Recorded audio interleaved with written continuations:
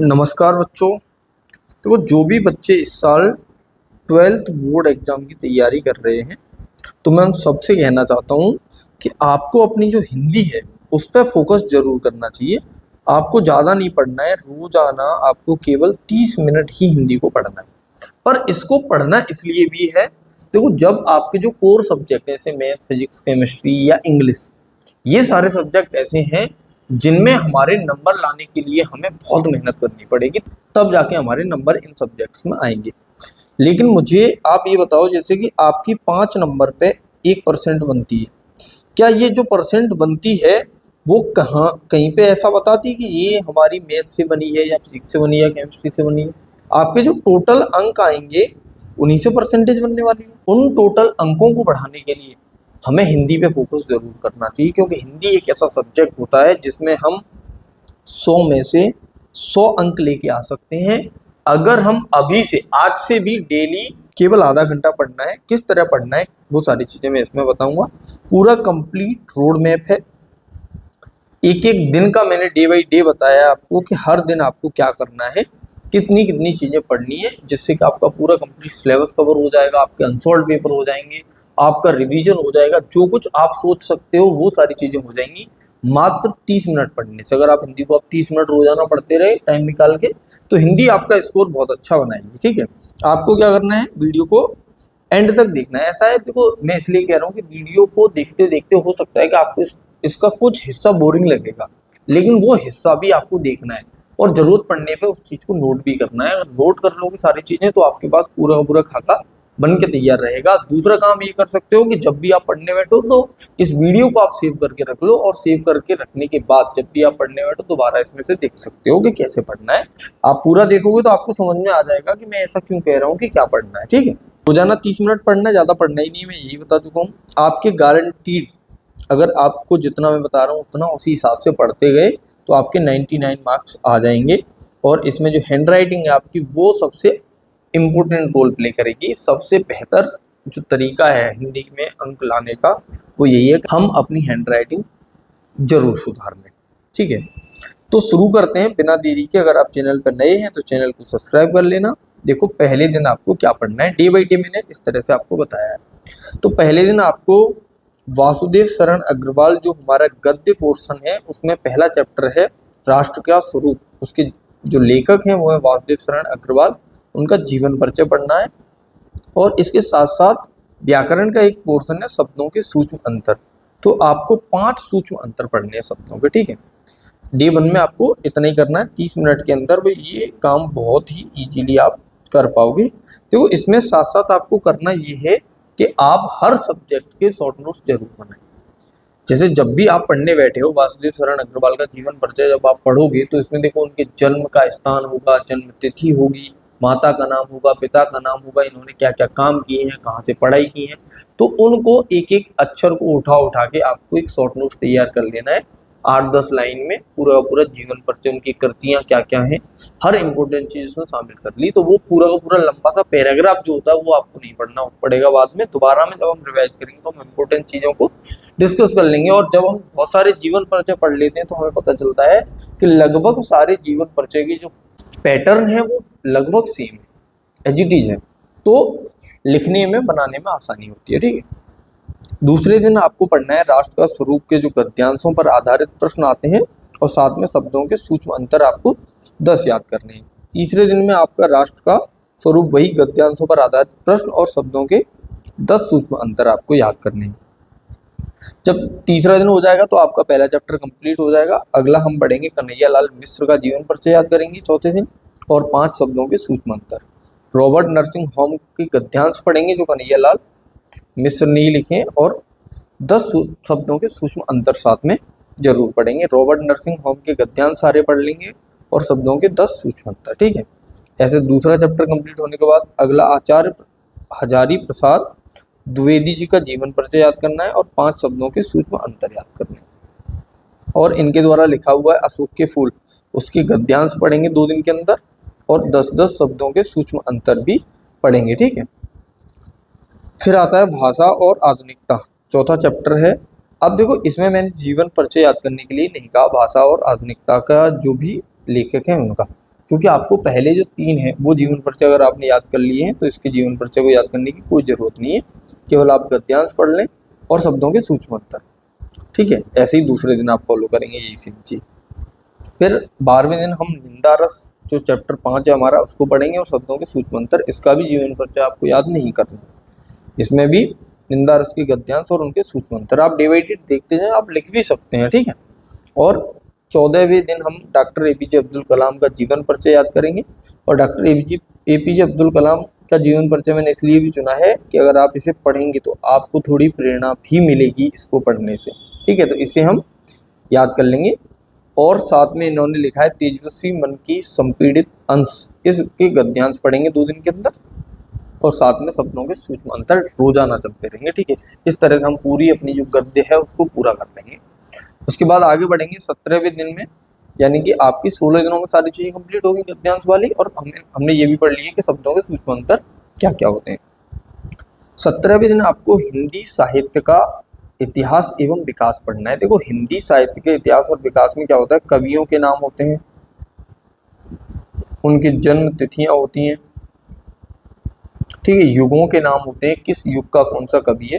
तो ये हिंदी साहित्य का, कंप्लीट हिंदी साहित्य का इतिहास या विकास जो होगा वो है। ठीक है, इसमें गद्य और पद्य नहीं है भैया, ये सिर्फ हिंदी साहित्य पूरा है। ठीक है, और ये आपको 17वें दिन पढ़ना है, 18वें दिन पढ़ना है, 19वें दिन पढ़ना है, 20वें दिन, यानी कि 4 दिन आपको यही पढ़ते रहना है और इसमें आने वाली चीजों को याद करना है और नोट भी करना है। ठीक है, 21वें दिन हम पढ़ेंगे रस, और रस जो भी होते हैं हमारे, और रसों के जो प्रकार होते हैं जो हमारे सिलेबस में वो पढ़ेंगे, और साथ में हम समय बचेगा तो गद्य का रिवीजन करेंगे। ऐसे ही छंद पढ़ेंगे और छंद के बाद रिवीजन, अलंकार अगले दिन 23वें दिन, और अलंकार के बाद रिवीजन। हर दिन एक एक चीज पढ़ते जाएंगे, तो रस छंद अलंकार तीनों पढ़ लेंगे और एक साथ तीनों का रिवीजन कर लेंगे 24वें दिन, और गद्य का भी रिवीजन साथ में थोड़ा बहुत चलते करते चलेंगे।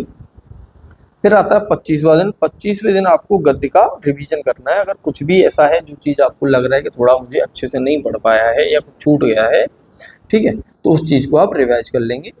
और कुछ नहीं छूटा है, सारी चीज़ें पढ़ी हैं, तो आपने जो शॉर्ट नोट्स बनाए हैं तो उन शॉर्ट नोट्स से इस पूरे के पूरे गद्य का रिवीजन एक दिन में बहुत आसानी से हो जाएगा अगर शॉर्ट नोट्स बने होंगे। तो इसीलिए मैं कह रहा हूँ शॉर्ट नोट्स बनाना बहुत जरूरी है। फिर आएगा पद्य, और पद्य की शुरुआत करेंगे हम 26वें दिन। पहला जो चैप्टर है उसके लेखक हैं अयोध्या सिंह उपाध्याय हरिओम। तो हम 26वें दिन इनका जीवन परिचय याद कर लेंगे, और साथ में अब शुरू करेंगे अनेकार्थी शब्द। रोजाना 5 अनेकार्थी शब्द, 10 अनेकार्थी शब्द आपको करने हैं। ठीक है, तो ये कर लेंगे। फिर उसके बाद इन्होंने लिखा है पवन दूतिका, तो इसके पद्यांशों का हिंदी अनुवाद करेंगे और पद्यांशों पर आधारित प्रश्न करेंगे। और पवन दूतिका के ही 28वें दिन करेंगे हम, दोनों दिन करेंगे, और दोनों दिन ही हम अनेकार्थी शब्द 10-10 साथ में पढ़ेंगे। ठीक है, फिर 29वें दिन मैथिली शरण गुप्त का जीवन परिचय पढ़ लेंगे और 5 अनेकार्थी शब्द पढ़ लेंगे। और इन्होंने लिखा है केकई के अनुपात।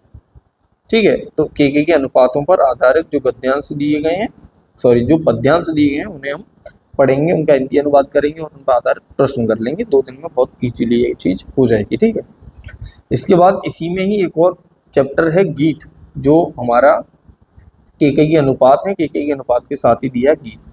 तो गीत पढ़ेंगे, गीत के जो भी पद्यांश दिए उन सबका रिवीजन कर लेंगे, और रिवीजन करने के बाद 5 अनेकार्थी शब्द भी पढ़ेंगे। ठीक है, तो अभी मैं आपको बता दूं कि मैं 32वें दिन पे आया हूँ। आपको ये डे बाई डे ऐसे ही बढ़ाते चलना है और पूरा का पूरा देखना है। ठीक है, फिर उसके बाद 33वें दिन हमें जयशंकर प्रसाद का जीवन परिचय पढ़ना है और साथ में 5 अनेकार्थी शब्द पढ़ने हैं। 34वें दिन गीत जो जयशंकर प्रसाद द्वारा लिखा गया है, वो इससे पहले भी जो गीत आया है वो उससे पहले जो लेखक थे उन्होंने लिखा था, और वो थे हमारे मैथिली शरण गुप्त। ये लिखा है जयशंकर प्रसाद ने, और जयशंकर प्रसाद की एक और रचना है श्रद्धा और मनु, इसके भी पद्यांश हम पढ़ लेंगे। ये थोड़े से बड़े चैप्टर हैं, तो इनमें आप जो अनेकार्थी शब्द हैं उनको छोड़ सकते हैं, सिर्फ चैप्टर पढ़ते जाएं। फिर उसके बाद आते हैं 36वें दिन, सुमित्रानंद पंत का जीवन परिचय पढ़ेंगे और 5 अनेकार्थी शब्द पढ़ेंगे। और इन्होंने नौका विहार, परिवर्तन और बापू के प्रति, ये तीनों अलग अलग चैप्टर हैं, तो तीनों मैंने एक एक दिन में बांट दिए। साथ में आप 5-5 अनेकार्थी शब्द भी करते चलें, तो 39वें दिनों तक ये काम आपका पूरा हो जाएगा। फिर 40वें दिन हम महादेवी वर्मा का जीवन परिचय पढ़ेंगे और 5 अनेकार्थी शब्द पढ़ेंगे। और महादेवी वर्मा ने ये 3 गीत लिखे हुए हैं, गीत 1, गीत 2 और गीत 3 करके, ठीक है। तो इन तीनों को आप पढ़ लेंगे, 43वें दिन पे आ जाएंगे इसी तरह से। और अब पढ़ेंगे रामधारी सिंह दिनकर द्वारा रचित पुरूरुवा और उर्वशी और अभिनय मनुष्य। देखो यहाँ पर रामधारी सिंह दिनकर का जीवन परिचय आपको याद नहीं करना है, क्योंकि जो जीवन परिचय आप पहले कर चुके हो उन्हीं में से एक गारंटी के साथ आएगा ही आएगा, ठीक है। तो ये चीजें आप पढ़ लेना। उसके बाद हम आते हैं सच्चिदानंद हीरानंद वात्स्यायन अज्ञेय द्वारा रचित हैं, मैंने आहुति बनकर देखा, इसके पद्यांश पढ़ेंगे। और दूसरा है इनका हिरोशिमा पद्यांश। तो 47-48 दिनों में ये लास्ट वाला चैप्टर है, ये भी हम कंप्लीट कर लेंगे और हमारी पद्य पूरी कंप्लीट हो जाएगी। और 49वें दिन हम पढ़ेंगे हिंदी पद्य साहित्य का विकास, और ये भी हम 49, 50, 51, 52 पूरे के पूरे 4 डेज पढ़ेंगे, 4 दिनों तक हम इसी को पढ़ेंगे, ठीक है। और शॉर्ट नोट साथ में जरूर बनाएंगे, हर एक बार बोल रहा हूँ शॉर्ट नोट बहुत इंपॉर्टेंट है। फिर आएंगे हम कहानी पर, और हमारी कहानी है ध्रुव यात्रा, पंचलाइट, लाठी और बहादुर। सारी कहानियां ऐसी हैं कि सारी कहानी आप चाहो तो एक दिन में आधे घंटे के अंदर बहुत इजीली पढ़ पाओगे। एक पेज की कहानी है, उसी में उसका सारांश मिल जाएगा, उद्देश्य, कथानक, कथा वस्तु, पात्र का चरित्र चित्रण, कथोपकथन या संवाद, भाषा शैली और शीर्षक, ये सारी चीजें आप पढ़ेंगे, ठीक है। और एक चीज और ध्यान रखेंगे कि अगर आपको कोई बुक वगैरह लेने में दिक्कत हो रही है तो आप कोई एक मॉडल रेफर कर लें, जिसे हम क्वेश्चन बैंक कहते हैं। किसी भी एक क्वेश्चन बैंक को उठाएं जिसमें सीक्वेंस में सारी चीजें दी गई हैं, उसको उठा लें। अवतार का ले लें, राजीव का ले लें, मास्टरमाइंड का ले लें, कोई भी एक उठा लें और सारी चीजें उसमें मिल जाएंगी। तो हम 5 दिन 4 दिन के अंदर ये अपनी कहानियां पढ़ के और फिनिश कर लेंगे कि क्या कहानी है, ठीक है।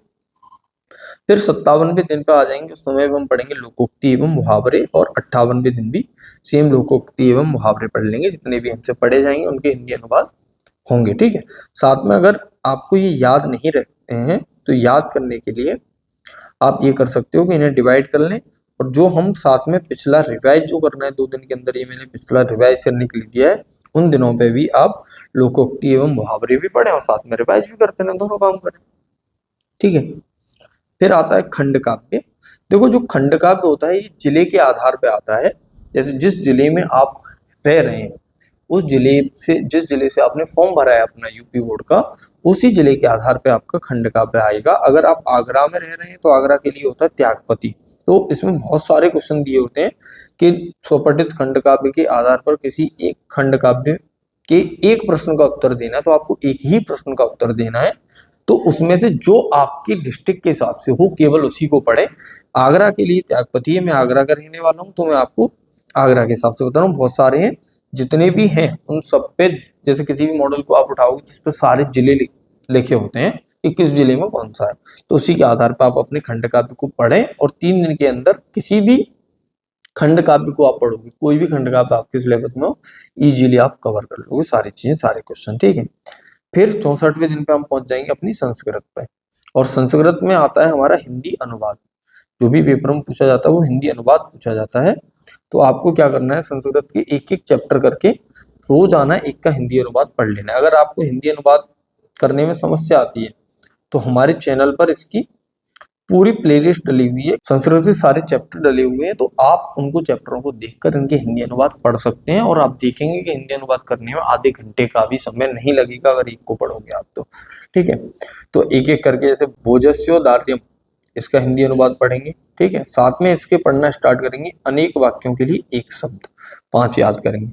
फिर उसके बाद है आत्मज्ञ एवं सर्वज्ञ, दूसरा चैप्टर है, और 5 शब्द याद करेंगे अनेक वाक्यों के लिए। तीसरा चैप्टर है हमारा संस्कृत भाषाया महत्वम, इसका हिंदी अनुवाद पढ़ेंगे 66वें दिन। 67वें दिन जातक कथा, और 68वें दिन सुभाष रत्नानी, 59वें दिन महाना मालवीय, और 70वें दिन पंचशील सिद्धांत। और साथ में हर एक के में पढ़ेंगे हम अनेक वाक्यों के लिए एक शब्द, ज्यादा नहीं तो आपको 5-5 पढ़ते चलना है, ठीक है।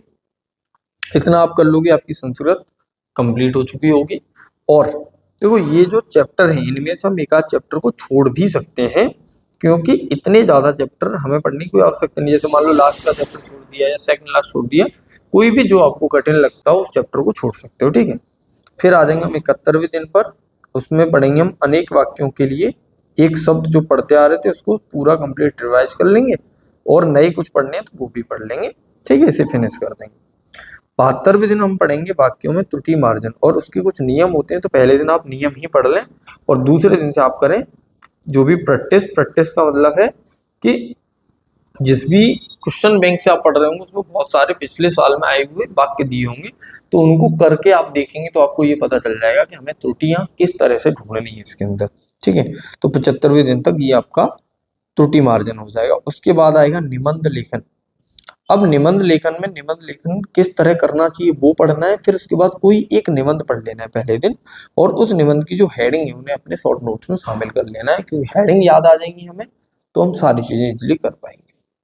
ठीक है, दूसरे 77वें दिन हम दूसरा निबंध पढ़ लेंगे। कोई भी आप निबंध जो आपके मॉडल पेपर में दिया है, जो आपके क्वेश्चन बैंक के अंदर दिया, उसको आप पढ़ लेना। ठीक है, 78वें दिन हम पत्र लेखन का तरीका सीखेंगे और कोई एक पत्र लिखेंगे। उसके बाद जो 79th डे आएगा उस दिन 2 पत्र लिखेंगे और उन्हें रिवाइज कर लेंगे अच्छे से। फिर 80वें दिन एक निबंध और 81वें दिन एक निबंध, और 82वें दिन 2 पत्र और 83वें दिन भी 2 पत्र, तो 7 तो आपके पत्र हो जाएंगे। फिर आपको ऐसे ही 7-8 कम से कम निबंध पढ़ लेने हैं। फिर आ जाएंगे हम 87वें डे पे, 87वें दिन पर। उसके बाद 88वें दिन से आपको पढ़ना है अपठित गद्यांश। जैसे इंग्लिश में अनसीन पैसेज आते हैं, वैसे हिंदी में आते हैं अपठित गद्यांश और अपठित पद्यांश, दोनों ही आते हैं। तो रोज आना आप 3-3 करके पढ़ोगे तो 9 हो जाएंगे आपके, और ये भी पढ़ोगे तो ये भी 9 हो जाएंगे। तो पहले आप 9 कर लेना, फिर 3-3 करके, फिर उसके बाद 94, 95, 96, ये 3 दिन भी सेम वही चीजें पढ़नी है आपको। पर अपठित पद्यांश और गद्यांश जितने भी हो पाए, जितनी भी आप पढ़ पाए उतने आप इनको कर लेना। 96वें दिन पे जाके ये हमारा फिनिश हो जाएगा 96वें दिन पे। ठीक है, 97वें दिन पे आएंगे तो हिंदी गद्य साहित्य का विकास हमने छोड़ दिया था, उसको पढ़ लेंगे, और बढ़िया 4 दिन हम इसे करेंगे। इसको भी 4 डेज आप पढ़ोगे तो कंप्लीट हो जाएगा, और इस तरह से आपकी 101 दिन के अंदर हिंदी कंप्लीट हो जाएगी। अगर कोई बच्चा ऐसा है किसी दिन छूट भी जाता है कुछ, या ज्यादा दिन लग रहे हैं, तो 102, 105 दिन के अंदर पूरी हो जाएगी। फिर हम आएंगे अनसॉल्व पेपर पर। तो एक कोई भी अनसॉल्व पेपर उठाएंगे, उसको सॉल्व करेंगे। बेहतर ये रहेगा कि जो लेटेस्ट हो, यानी 2024 या 2023 का, उसको उठाओ। 3 दिन देखो, 102, 103, 104, 3 दिन, इवन कि 4 दिन आपको मिलेंगे। साथ में आप चेक भी कर लेना, और चेक करने के बाद आपको ये भी पता चल जाएगा तुम्हें अब पेपर में से क्या नहीं आ रहा है। जो नहीं आ रहा है 106वें दिन उसी पे फोकस करेंगे हम।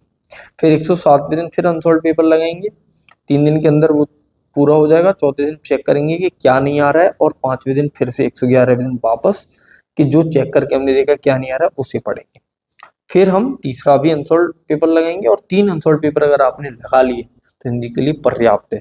115वें दिन अपने सारे डाउट सॉल्व करने के बाद 116 से 120 दिन हम पढ़ना बंद नहीं करेंगे। अभी भी हम 30 मिनट ही हिंदी पढ़ रहे होंगे, और जो कुछ आपने पढ़ लिया, जो कुछ आपको कठिन लग रहा है, उस सबको आप रिवाइज कर लो, समराइज कर लो। ठीक है, सारी चीजें शॉर्ट नोट्स में इकट्ठा कर लो, क्योंकि सारी तैयारी हो रही है एग्जाम के लास्ट दिन के लिए। जिस दिन पेपर होगा उस दिन हमें सारा कोर्स अपनी आंखों के आगे से निकालना है, और वो होगा शॉर्ट नोट्स के माध्यम से। ठीक है, तो ये आपकी कंप्लीट हिंदी की प्लानिंग होगी। इसी तरह से आप पढ़िए, सारी चीजों को नोट कर लो डे बाई डे, आप उसी तरह से पढ़ना स्टार्ट करो। तो मैं सारे सब्जेक्ट की प्लानिंग देने वाला हूँ आपको। तो अगर आप चैनल पर नए हैं तो चैनल को सब्सक्राइब जरूर कर लेना, वीडियो पसंद आई हो तो इसे लाइक कर देना।